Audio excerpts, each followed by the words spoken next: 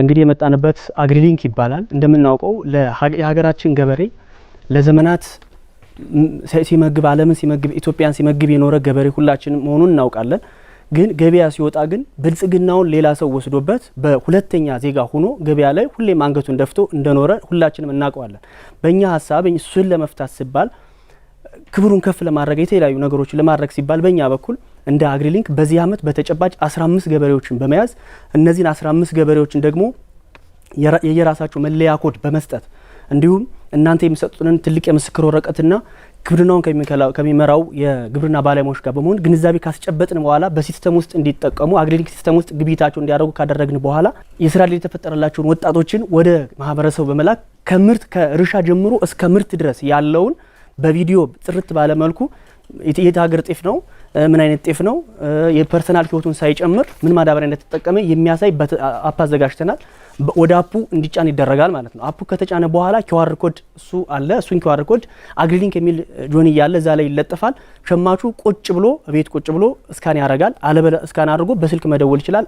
አለበለዛ ደግሞ ሸማቹ ቀጥታ ያዝዝና በአግሪሊንክ ሲስተም ግብይቱ እንዲያደርግ ያግዝና በዛ መልኩ ግብይቱን እንትንለዋለን። እዚህ ላይ ፍልሰትን እንቀንሳለን።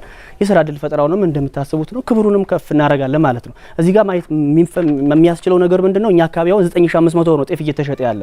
ግን 9500 ብር ላይ ምንም ባልታወቀ ሁኔታ እዛው ላይ በሳምንት ሊሆን ይችላል 12000 ብር ሸማቹ ያገኛል ማለት ነው። ይሄን ክፍተቱን ማየት ይቻላል። የመረጃ ክፍተቱን በእኛ በግሩፓችን ውስጥ 70000 ሰብስክራይብ ያለው ገጠር ላይ የሚሰራ ዩቲዩብ ቻናል አለን። በዛ ዩቲዩብ ቻናል ላይ ተደራሽነትን በደንብ እናስፋፋለን። በተጨማሪ ደግሞ ሸማቹ በአግሪሊንክ ሲስተም ውስጥ ሸመታውን እንዲያደርግ የነጋሪት ማስታወቂያ የሚባል የከተማ ላይ ማስታወቂያ ድርጅትም አለን። በዛ መሰረት ሸማቹ ወደኛ ኮሙኒኬት እንዲያደርግ እናደርጋለን። እንግዲህ በመጨረሻም ክቡራን ዳኞቻችን ይህንን ሲያርስ የሀገር ዋልታ ሲመግብ የሀገር መከታ የምንለውን ገበሬ ገበያ ላይ ሲወጣ ደግሞ ዋጋ እናሰጠዋለን እና ይህንን ዋጋ ለማግኘት ከፍ ለማድረግ ሐውልት ለመትከል እናንተ ክቡራን ዳኞቻችን እድል እንድትሰጡንና ፕሮጀክቱ እንድናስፈጽም ትልቅ አቅም አላችሁና እንድትፈቅዱልን በአክብሮት ጠይቃለሁ። እናመሰግናለን። ስመኘው አለባበስከም ቆንጆ ነው፣ አነጋገርከም ቆንጆ ነው።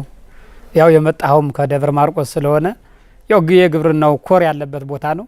ሞቶህም ደግሞ ትክክለኛውን ግብርና የሚመነጭበትም የግብርናው ስራ የሚያድግበትም ቦታ የሚመስል ነው። ኪዋሩንም እስካን ሳረገው በትክክል ገበሬዎች እያረሱ ነው የሚያሳየው። እኔ በጣም ወድጄዋለሁ። በጣም ቆንጆ ነው። አሁን ያላችሁበት ደረጃ ምንድነው? ምን ላይ ናችሁ? አሁን ላይ መዝግበናል። ገበሬዎችን እየመዘገብን ነው። አፑ ላይ ተጭኗል። አፑ ላይ ገበሬዎች መዝግበናቸዋል። አፑ እንደምታውቁት ወደ አፕ ስቶር ወደ ፕላይ ስቶር ለመጫን እንደምታውቁት ፕሮሰስ ስላለው ከ$25 በላይ ምናምን ስለሆነ አፑን ዝም ብለን በፕሮቶታይፑን ነው ያዝነው። ምዝገባ ላይ መዝግበናል። በደንብ አተዘጋጅተናል። በገበሬውና በመጨረሻ ተጠቃሚው መካከል ያለው ሰንሰለት በኔጌቲቭ የሚመስል ነገር አለና የትኞቹን ነው መቆረጥ የፈለጋችሁት?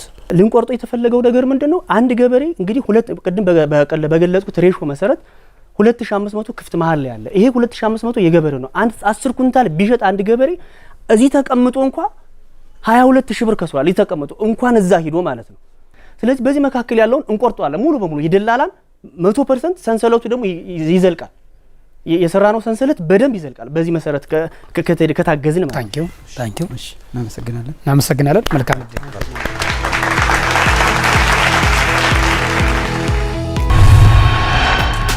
ከጠበቅኩት በላይና ፍራቴ ሙሉ በሙሉ ማለት ልተገብረው ከምችለው በላይ ነው ዳኞች ማስተያየት ተሰጡኝ። በጣም ደስ የሚል ነበረ።